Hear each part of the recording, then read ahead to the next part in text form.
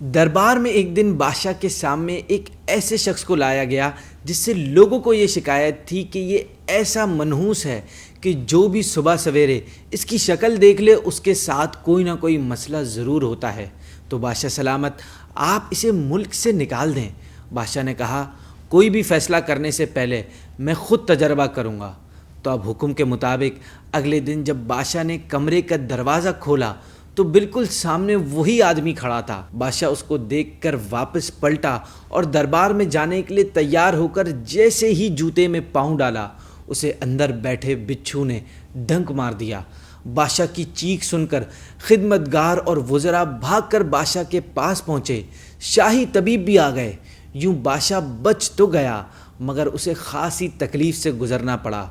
اب چند دن بعد جب ذرا طبیعت ٹھیک ہوئی اور دربار لگا تو اسی شخص کو لایا گیا تو اس نے بادشاہ کے سامنے رونا شروع کر دیا اور رحم کی فریاد کرنے لگا۔ یہ دیکھ کر ایک وزیر کو اس پر بڑا رحم آیا۔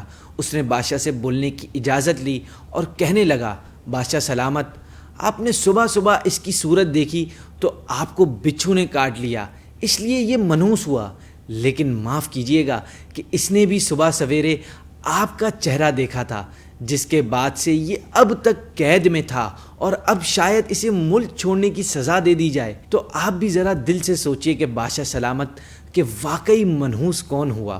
تو یہ سن کر بادشاہ لاجواب ہو گیا اور اس نے اس آدمی کو نہ صرف آزاد کیا بلکہ یہ اعلان کروا دیا سارے ملک میں کہ جس نے بھی اس شخص کو منحوس کہا اس کو خود میں نہیں چھوڑوں گا۔ یوں وزیر کی ذہانت سے بیچارہ وہ آدمی بچ گیا اور ہمیں یہ سیکھنے کو ملا کہ بھائی ہم کسی کو بھی اس طرح سے منحوس نہیں کہہ سکتے۔ اگر ہمارے ساتھ کچھ برا ہوا ہے تو پہلے ہمیں اپنے آپ کو دیکھنا چاہیے، کیونکہ اس کی وجہ خود ہم بھی ہو سکتے ہیں یا ہماری کوئی غلطی بھی ہو سکتی ہے۔ یوں کسی پر نحوست کا لیبل نہیں لگانا چاہیے۔